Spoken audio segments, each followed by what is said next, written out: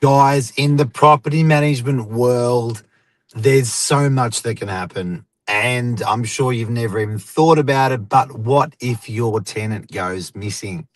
How long do you keep the property for them before you take occupation? What do you do with their furniture? Tenant's gone MIA. We're going to talk about it right now. Stay tuned.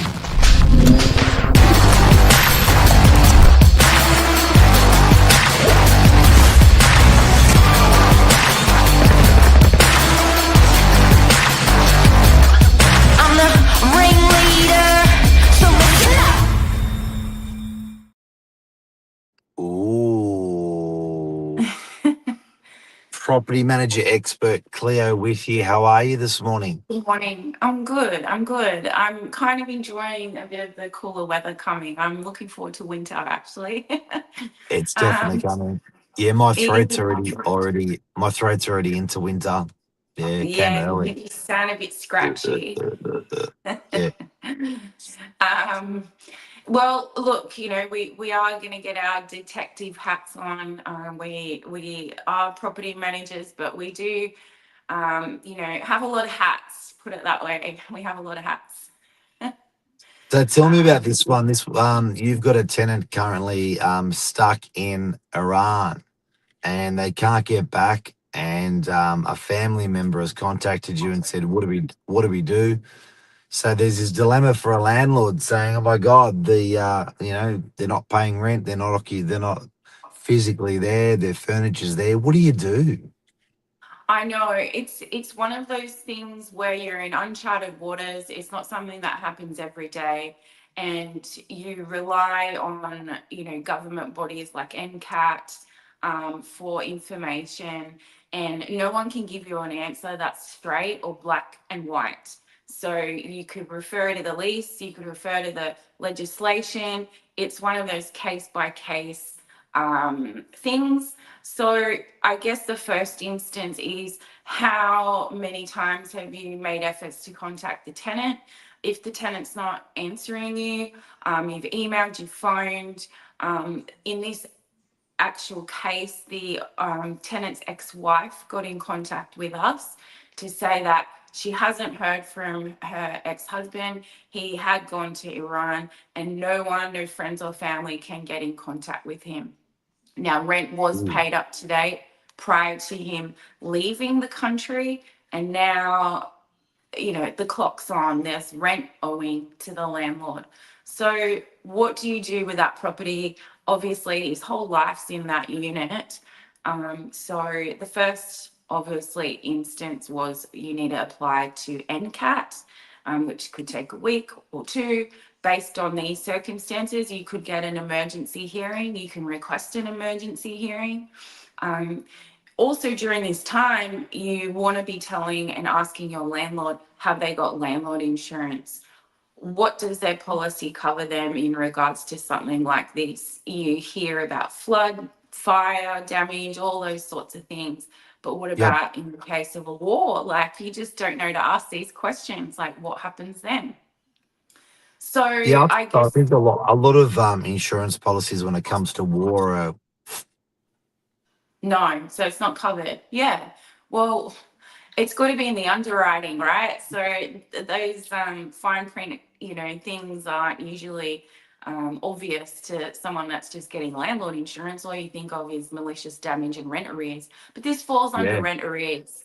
So you should be sort of covered when it comes to rent arrears because the tenant is in arrears. So I don't know. We'll let you know how this case goes because it is unfolding, and Yeah. we have a hearing coming up. Um, It's a and then case. there's, I like it's a case. That is I've case always wanted to study. be a lawyer. I just Yep. happened to be in real estate. I couldn't study. No, so basically, we have had tenants that have been incarcerated before in the past. What happens then? The rent stops from that time that the tenant is Because away. So these guys often get jailed straight away. They don't get, go to often we have tenants no, that they don't go through a trial. They actually just get they get snipped. And not just that, they don't tell you, obviously. No tenant's going to broadcast they're going through some criminal case where they might go to jail. So we're Yeah. always the last to know. What's very important during this process is those initial application contacts.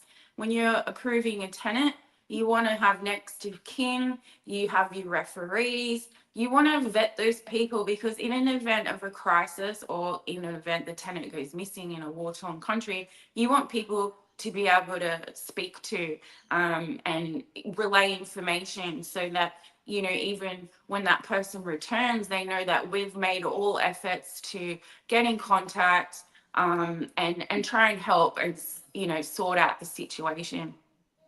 So with regards to abandoned goods, you need to get an abandoned goods order when the premises is abandoned.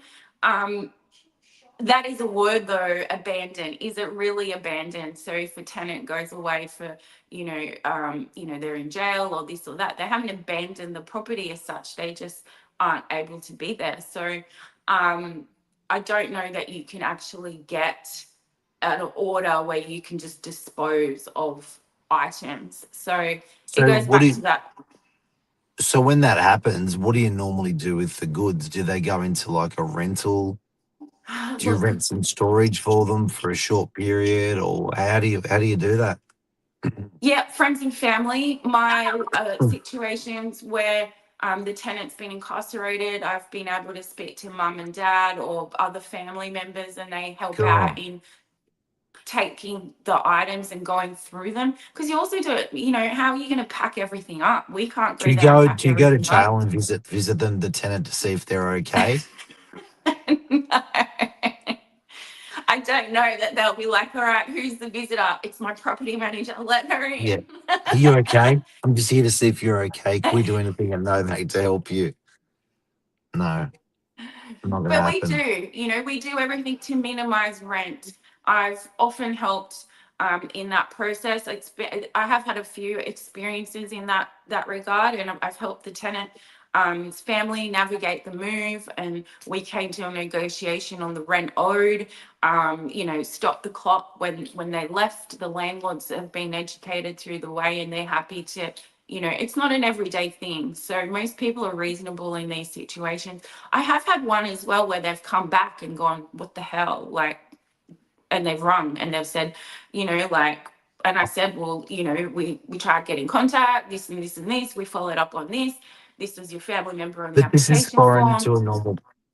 this is foreign to a normal person, but there are people out there where they just roll that way, and this guy would have gotten home, his place has been emptied out, and you've gone, sorry, and he's just gone Yeah. like, I don't know, camping in the wilderness or something, and on a whim, and didn't even think about the rent or didn't even think about his mobile phone. Being called. No, no, and look, to be fair, we have had communication with people's parole people, officers, and communication with things like that. It's just one of those things. You just deal with it and roll with it as you do.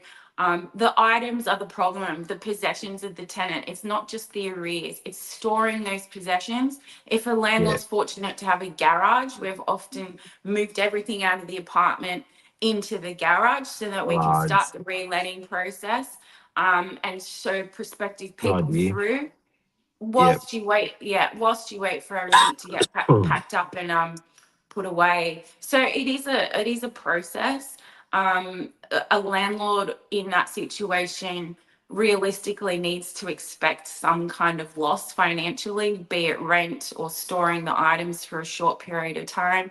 But as a property manager, you're relying on your real estate to have experienced people that have dealt with things like this, because not everyone has. And like I said, the go away tool for PMs as well is to make sure that those next of kin people and people on that application are current people in that applicant's life. So when you are approving someone, you need to let them know for sure, like, oh, this person, da da da da da, and check that off your processing, things. I guess Yeah. you're minimizing that loss, aren't you? But if you're managing a property yourself, there's so many things you just wouldn't even think about that could potentially happen. So you hear stuff like this today, and you're like, wow, I never even thought of that. Yeah, yeah, there are lots of things that pop up in our day-to-day business. But everyone has a story. All PMs, in our office have dealt with something Good that ones. someone else hasn't, and we just exchange, the wealth of info, which we love. So yeah, look, this particular instance with the gentleman in Iran is very unfortunate. We hope he's safe and well, and hopefully, he's able to get back home to Australia soon. And obviously, being an ex-wife, she's still there to help regardless, which is amazing. So, God bless her. God bless we're her. God very, bless her. I know we're very lucky that we're in communication with someone, because it can be, very frustrating for the landlord as well. They got mortgage, they just got a rate rise, and they've got no tenant in place with no Yep. way of moving them out You got to act immediately. fast. You got to act fast. So You yeah, got to act fast. Yep, you got to act fast and just roll with it. legend. Thank you so much. Another Thank property management case that we've spoken about today, and how we solve the case. But it's a We'll credit let to you you know. and your knowledge, Claire. Well done. Thanks, everyone. Have a Hope you great enjoyed it. day. Bye, everyone. Cheers. See ya. Bye. Bye.